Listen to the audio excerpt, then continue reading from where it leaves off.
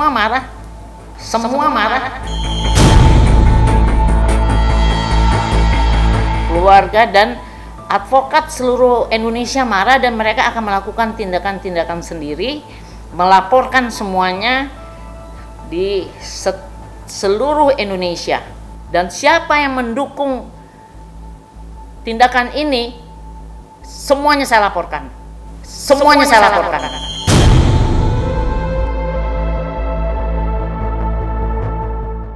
Mungkin udah advokat internasional sampai lupa nasionalnya, sampai lupa lokalnya.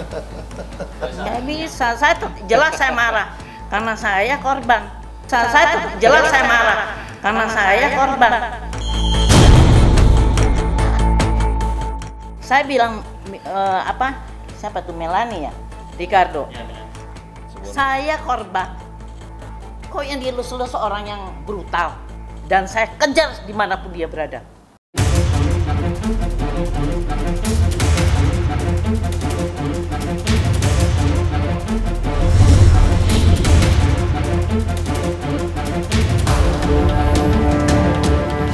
Dia membiarkan saya dizolimi dan saya sebagai victim ya, sebagai korban. Kan dia membuat pertanyaan.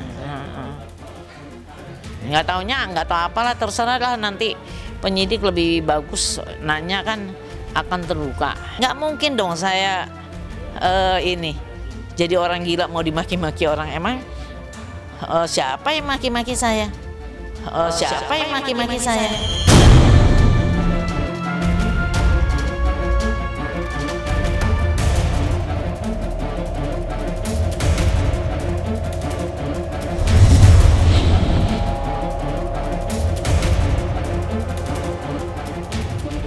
Kalau soal pertanggungjawaban mengenai konten kan itu kan pertanggungjawaban dari produser.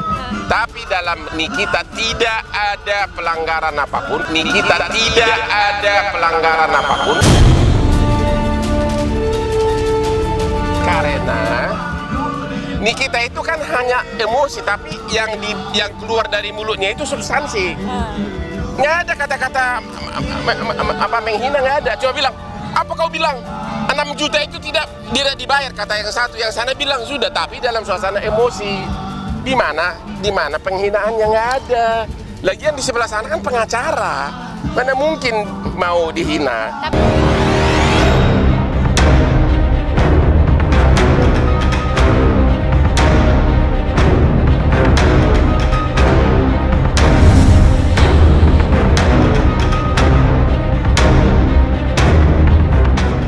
Dan perbuatan ini melukai ibu saya yang sudah umur 80 tahun, anak-anak saya, semuanya keluarga saya. Dan para advokat juga merasa terhina. Ini nggak bisa dinilai dengan uang.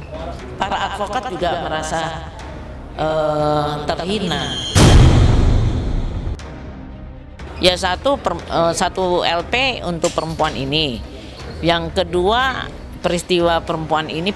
Aktor intelektualnya adalah itu yang bintang host. Selasa pasti. Hari Selasa dilaporkan di Mabes Polri.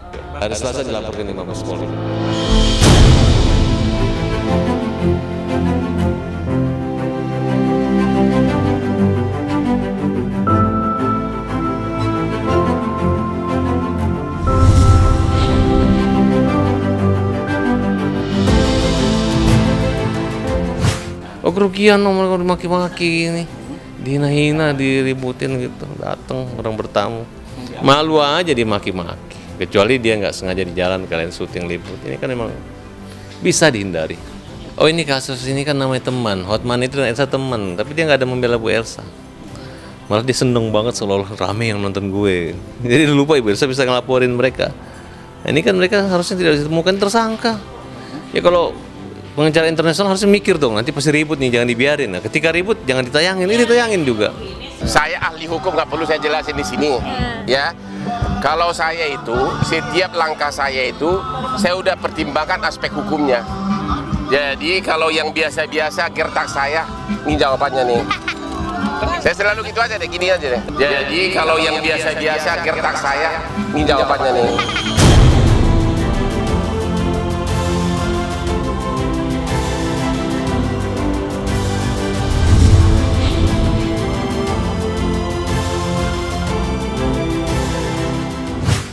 Gini loh, seorang pengacara hebat selalu mengikuti prinsip triple A, 3A. Amati, analisa, action. Ya, sama seperti singa atau harimau, sebelum memburu-buruannya, dia sembunyi dulu semak-semak. Itu yang saya lakukan selama 2 minggu. Dan ternyata semua kejebak saya. Ya, IG dan kata-kata mereka semua di YouTube itu adalah dasar laporan saya. Saya tidak mau mendahului penyidik. Tunggu dan tunggu. Dan Anda tidak perlu meragukan Hotman Paris. 36 tahun bertarung dalam berbagai kasus hukum gede-gede. Mereka cuma biasa-biasa. Ya, coba itu aja ingat. Di Instagram sama di YouTube, nama gue dibilang pengacara porno, pengacara asusila, ya, dibilang saya yang di YouTube itu sama sekretaris. Wait, proses hukum sedang berjalan. Kalau saya ngomong, saya nggak pernah mundur ya dari omongan saya. Wait, kemarin BAP terhadap yang laporan saya terhadap Anda sudah saya tanda tangani, BAP terhadap Farhad sudah tanda tangani. Hari Jumat saya nggak tiba-tiba sampai mereka ngomong-ngomong ke wartawan karena beda level gitu loh.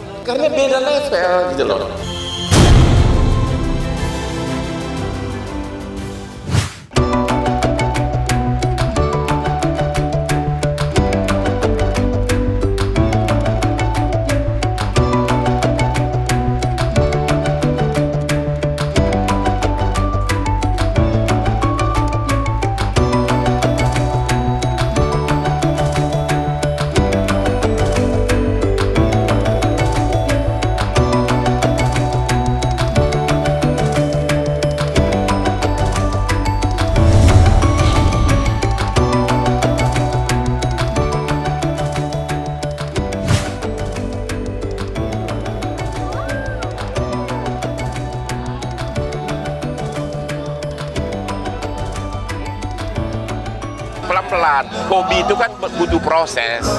Aku kan nggak kayak orang-orang sana itu tukang bohong gitu loh.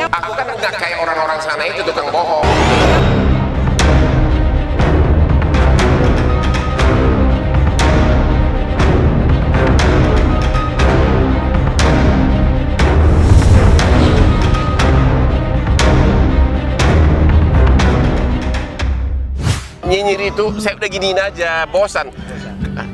Pengacara itu buktikanlah ya, prestasi, punya villa 50 di Bali, nangani perkara di Singapura, di London, itu baru namanya.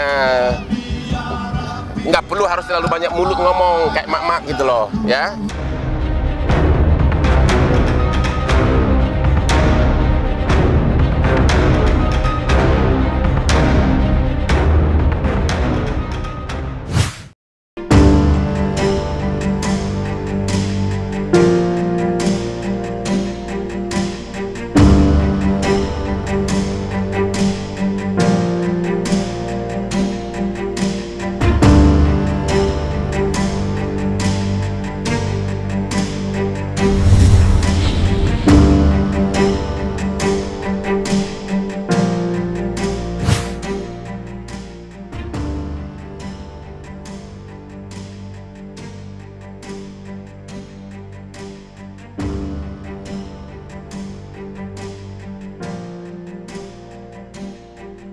Kecelakaan aku kemarin tanggal 29 Agustus 2009 jam 9 malam kejadiannya.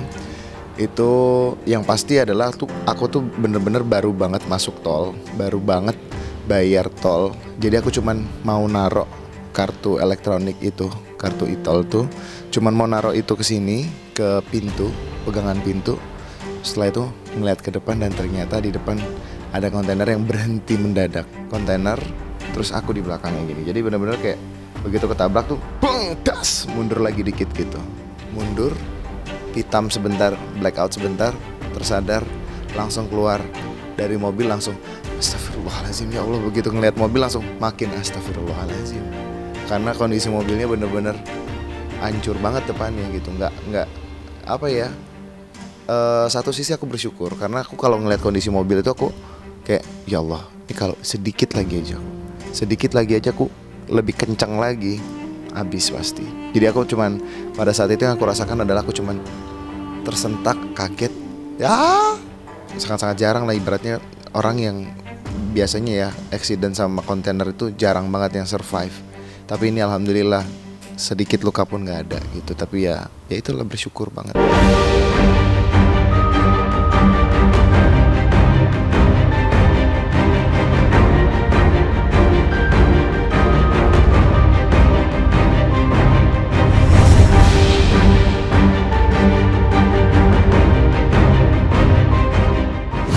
Gak ada sih mas, cuman di perut bener-bener gak ada luka, gak ada apa sama sekali alhamdulillah. Memar masih ada gak di kaki, kayaknya udah hilang malah. Nah ini cuman ini doang nih tuh. Nih, kelihatan gak sih? Nah ini nih, udah cuman ini doang. Nah yang di tangan di sini, ini doang nih. Nah ini kan masih kayak agak merah-merah gimana. Nah ini di tangan di sini doang. Ini karena nahan setir kali ya. Dan alhamdulillahnya bersyukur banget. Aku kan pakai kacamata. Yang aku pikirkan adalah kena airbag, kacamata pecah di muka, habis lah itu mata dan lain-lain kan ya. Tapi alhamdulillah itu balik lagi. Aku ngerasa kayak dilindungi, kayak dijagain. Aduh, kalau dibilang feeling ya ada feeling nggak enak aja sih. Memang udah beberapa hari tuh kayak aneh juga, kayak ngerasa setiap kali jalan juga yang biasanya ya nyantai-nyantai aja gitu kan, tapi kayaknya ada beberapa hari ini kayak memang beberapa hari sebelum kejadian tuh kayak ada ya nggak enak-enak hati aja sih, firasat nggak enak aja gitu. Tapi ya itulah terjadi gitu. Sebelum terjadi hening, setelah terjadi hening juga. Jadi kayak sebelum terjadi tuh kayak memang ada momen hening, nggak ada kendaraan, nggak ada suara kendaraan sama sekali gitu kan. Ya nggak tahu ya, mungkin teguran juga ya. Malam suro tuh jangan ada di jalanan gitu kan harusnya di rumah gitu. Tapi kan gimana, tuntutan pekerjaan saya gitu kan, saya tetap harus bekerja. Itu kayak cuman reminder juga buat saya kayak ya udah, lain kali harus lebih hati-hati, harus lebih waspada apapun itu, dimanapun kapanpun gitu.